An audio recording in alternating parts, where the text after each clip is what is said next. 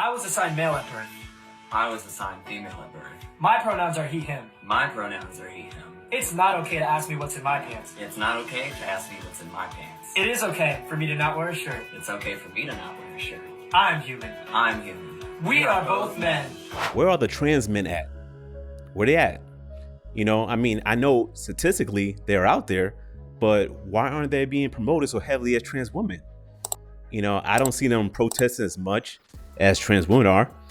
You know, I mean, don't trans men have rights that need advocating for? I mean, I just did a video on the Sisters of Perpetual Indulgence, you know, who are trans nuns that will be honored by the baseball team LA Dodgers at a game in June for Pride Month. And while doing that research for that video, I was saying to myself, where are the trans popes? Where are the trans monks? You know what I mean? Maybe it's because, you know, biology is not really a social construct. You know, look, when we read or look up in history, you know, in our history books throughout times, a form of transgenderism has pretty much always existed. You know, from eunuchs who were castrated men that were allowed to live among women, and at times were known to, you know, impersonate women, you know, or feminine men that were submissive to alpha men in the Roman culture, and would at times, from what I read, would mimic women behaviors. And I would imagine at times, you know, would be seen as women. So it's nothing new in this era. However, what is new is how society is not just openly supporting it, but celebrating it. I think trans pride is the most important because it really supports the most marginalised of the community. Hopefully marches like this show people that trans people are just people and we deserve a few more rights in this country. I would just ask our allyship to join with us in solidarity and make a way, help make a way so that our transgender youth, our transgender community, we can move the dial forward so that we can be productive members of society. In his first 100 days, he's reversed the Trump-era ban on transgender troops, threatened sanctions on countries that restrict trans rights, and nominated the first openly transgender person to be confirmed by the U.S. Senate. For all transgender Americans watching at home, especially young people, you're so brave. I want you to know your president has your back. Over 80 million votes. Wow. You know, as you can see in our current American society, various forms of and styles of transgenderism is planting itself in our culture. You know, from bathrooms, sports, politics, children literature, social media, and the list goes on and on. But if you pay attention and notice, just like in history, there's a rare input of trans men on a pop culture level, you know, that's integrated into our society. I mean, think about it. For every RuPaul, Laverne Cox, Dylan Mulvaney, Rachel Levine, and many, many more, one cannot name that many trans men. I mean, on top of my head, prior to doing this video, the only person I thought of was the actress Elliot Page, who now goes by, Ellen Page, who now goes by Elliot Page, I believe. And years ago, but who's irrelevant nowadays, was Chaz Bono, you know, the daughter of Sonny and Cher.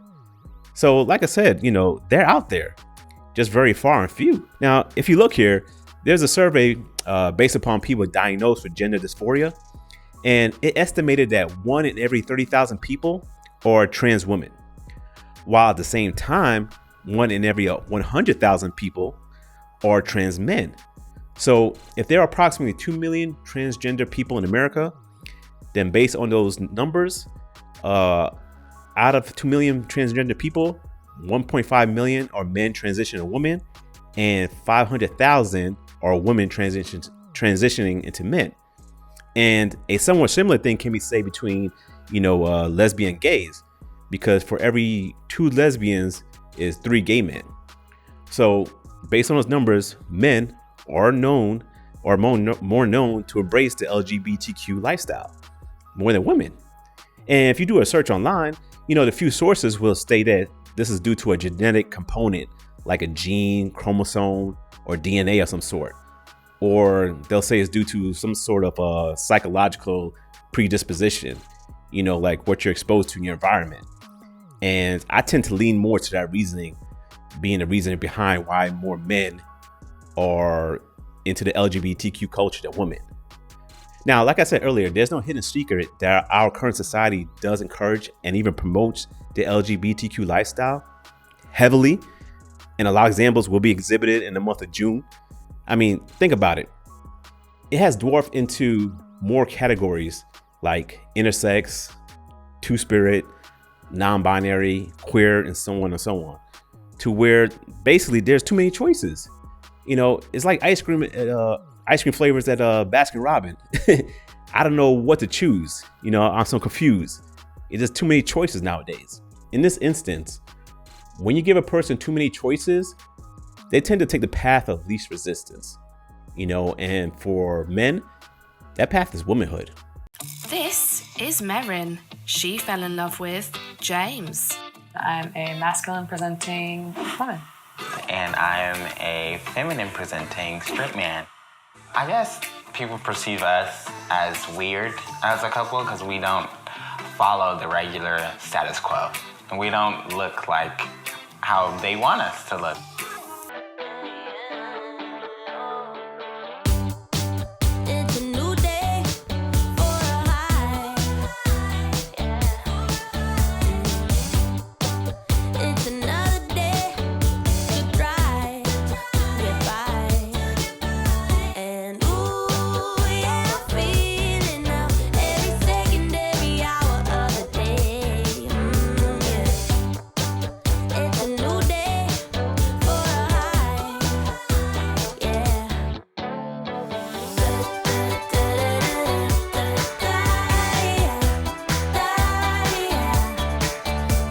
Now, look, I'm by no means saying that it's easy to be a woman.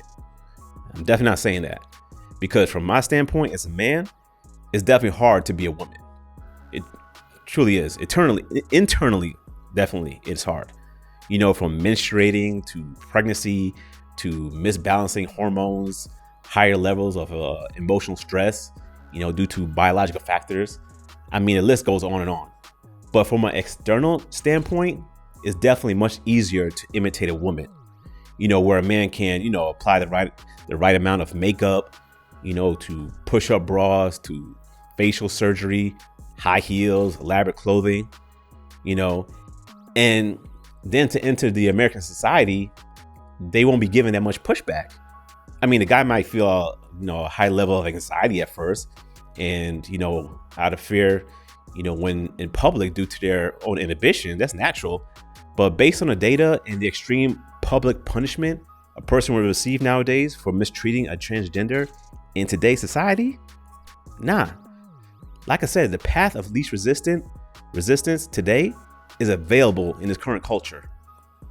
On the flip side, most trans men still look feminine, as it's much harder, nearly impossible, to implement hard features like a chiseled jawline. I don't have that.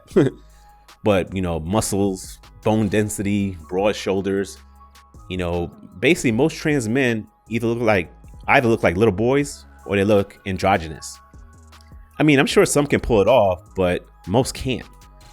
So the main thing isn't biology here, although it's a component and it's an issue. But the main thing is the psychological barrier that pushes back women from transitioning into men.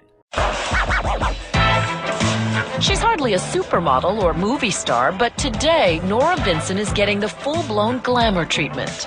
Nora's a writer, and one of these shots will adorn the cover of her new book. This wasn't just a stunt. This was about learning. This is a human project. It was about finding something out about the human creature, and I learned it the best possible way because I went through it. What Nora went through, or more accurately, what she became in the last 2 years, was a man. The handshake was unbelievable. It blew me away the first time I shook hands with a guy, a strange guy. And I was amazed because you think of women, you know, we're so nice, we're so easy, men are so mean. Complete opposite. So it never gets cold where you back in Australia? Throughout the project, Ned dabbled in the art of picking up a woman. Where'd your friend go? We went with him to this bar wearing hidden cameras. This is my friend JC, I'm Ned. The thing is, we don't have to do the part where you cross the room and you go up to a stranger and say the first word. Hey, Ray, how are you? Nora, as Ned, also went on about 30 dates with women, mostly arranging them on the internet. Did you have any fun? Rarely. It was just an pretty ordeal. Unpleasant. Yeah. She says the pressure of Ned having to prove himself was grueling. Nora was surprised that many women had no interest in a soft, vulnerable man. My prejudice was that the ideal man is a woman in a man's body. And I learned, no, that's really not. There are a lot of women out there who really want a manly man. As you see there, a great example of this was exhibited by the best-selling author, Nora Vincent, who is a woman that chronicled her times as living as a man for 18 months. Now, Nora, she wasn't transgender, she was a lesbian, but she wanted to convey to her readers, what transitioning as a man would be like, when lived in society. And she expressed a lot of hard times. How hard life was.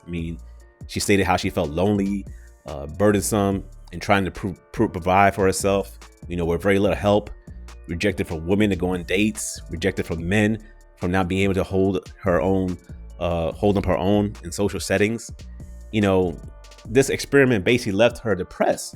So depressed that she entered into a mental facility after the trials and tribulations as a man.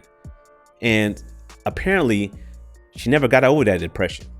Unfortunately, she committed medically assisted, suicide years later. Now, many people that are advocating for transgenderism would like to discredit Ms. Vincent's findings because she was somewhat of as an opposition to the transgender movement, because she disagreed that transgenders could never be the sex they transitioned to. But be that it may, she did make a point in her experiment and unfortunately suffered traumatically due to it. So there are women who do generally transition into men, due to gender dysphoria, but overall there is very little incentive for a woman to transition into a man as opposed to the other way around in today's society. Once a woman transitions, there's no men's sports for her to go play into where she'll dominate. There's no bathroom for her to go to where she's gonna feel more comfortable, and I bet if she was, God forbid, locked up in prison, she definitely don't want to go to a male prison. That's for sure. Can you imagine if a biological woman who identifies as a man went into an all-male prison? Woo, she wouldn't last a day. This is why, as American society becomes more and more feminized, we will see more men, unfortunately, foregoing their masculine duties and embracing the female nature more, which at times will lead to transgenderism. And women, unfortunately as well, will follow suit and forego their feminine duties, which would not necessarily, but however, in their side, it would not necessarily lead them to transgenderism, as by doing that, the woman, they'll lose power and clout in today's society as a woman. I believe most biological women who do want to transition will most likely just identify as, what's queer or non-binary, or as I label it, transgenderism limbo. So that is where the trans men, in my opinion, are, in limbo.